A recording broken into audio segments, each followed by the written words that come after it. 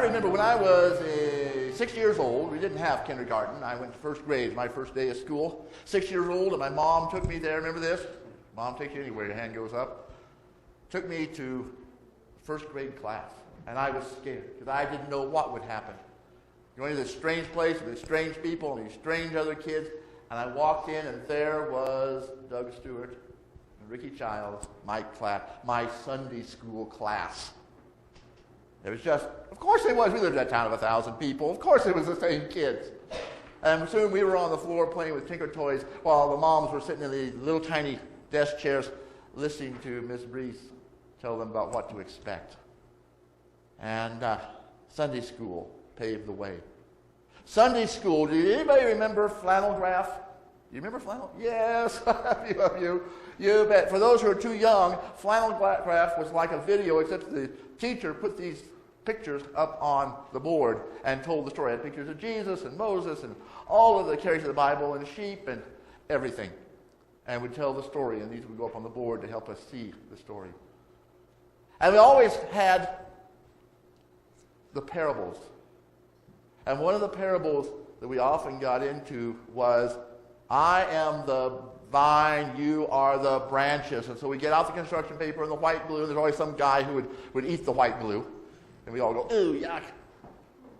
And then we get the construction paper and then the crayons, and we'd make up our branches with the leaves and the grapes and our name on them. And then the teacher would have us put them up on the bulletin board where she had put the Jesus trunk. Remember that?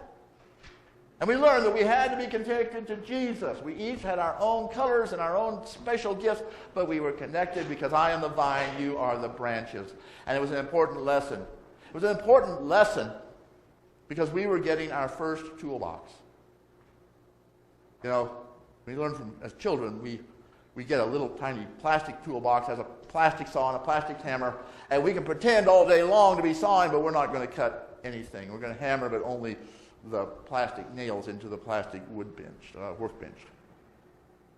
The toolbox. We learn about how it works. Well, the same is true in Sunday school. The stories we learn how it works in a child's version. Then we get older. At some point, we get a better toolbox. And then we get into high school, and Jesus says, I am the vine, you are the branches, and if you separate yourself from me, you will die.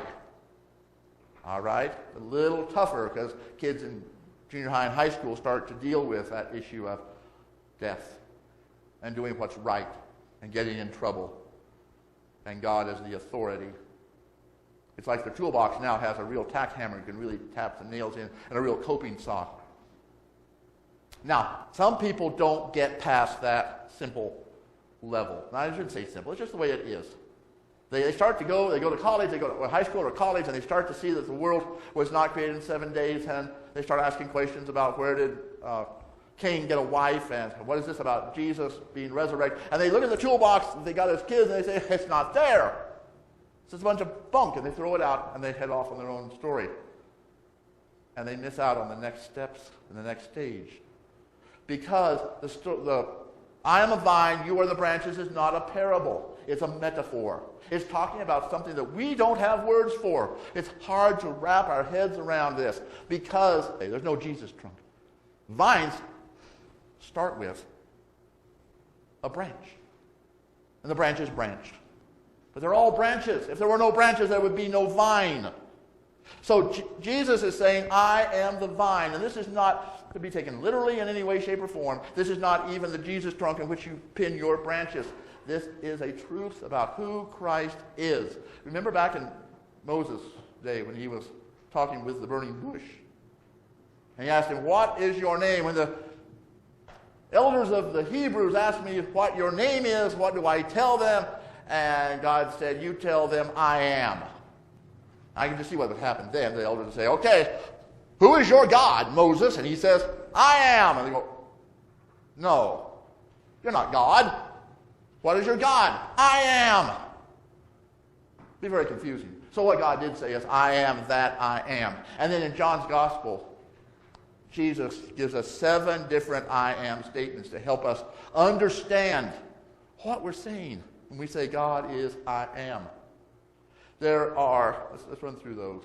I am the bread of life, the light of the world, the door of the sheep, the good shepherd, the resurrection and the life, the way, the truth, and the life, and the true vine. The true vine. Now, if there's no Jesus trunk, how is Jesus the true vine? Jesus is that vineness that holds the grapevine together. I mean, we all should tell the difference. Lay them out on the table. We have an oak branch, a palm branch, a pine branch, and a grapevine branch. Now, which one is which? Well, the one is the grapevine, and it's because it has this vineness in it. There's a sap, or the DNA, or whatever you want to say, but it's this strange reality that a vine knows how to be a vine, but it needs branches in order to be a vine. This is an odd thought. If there were no branches, there would be no vine.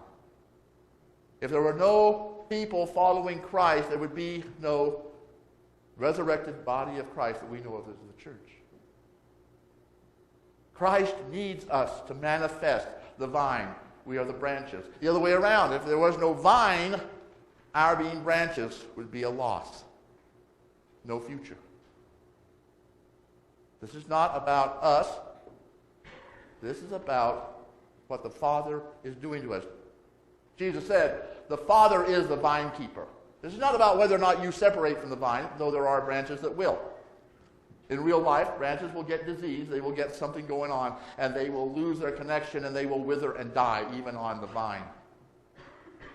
But this is not about branches separating themselves. This is about the Father being the vine tender, the one who shapes the vine and raises the vine.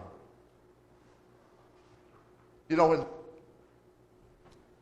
in a vineyard in February, they go out and they start the process of dressing the vines. They cut them back. They make sure there's just branches necessary at hand height to be picked, not too many, because you want just enough vine for the coming year. Then as they start to grow a canopy. All of these leaves, and for the vine, leaves are good because that's where you get your nourishment. The more leaves, the better. But they aren't what the vine keeper needs. The vine keeper has to trim away the leaves, the canopy, because the vine will spend too much energy on getting more of all the good stuff and not on the purpose of the vine. Sounds like us too, right? We get out there and we learn things and we get really good at what we do and we want more and more and more of the good stuff, but we forget about the reason for our lives. The reason is the wine. I read that if you were to drink a glass of wine that tasted like oniony, it means that there was too much canopy. Because when the energy is being used for the leaves, it's not being used to make the grapes. And the grapes need that energy to be sugar to become good wine. The other thing that I found out that is really odd is that there's a time in the life of the vine when they actually have to stop watering it. They have to lower the ground moisture to the point where the vine is going, oh my God, it's a drought, I'm going to die, give all the sugar to my seeds. Because next year I will survive that way. And so the energy goes away from the leaves, away from the branches, it goes directly to the grapes and makes them sweet.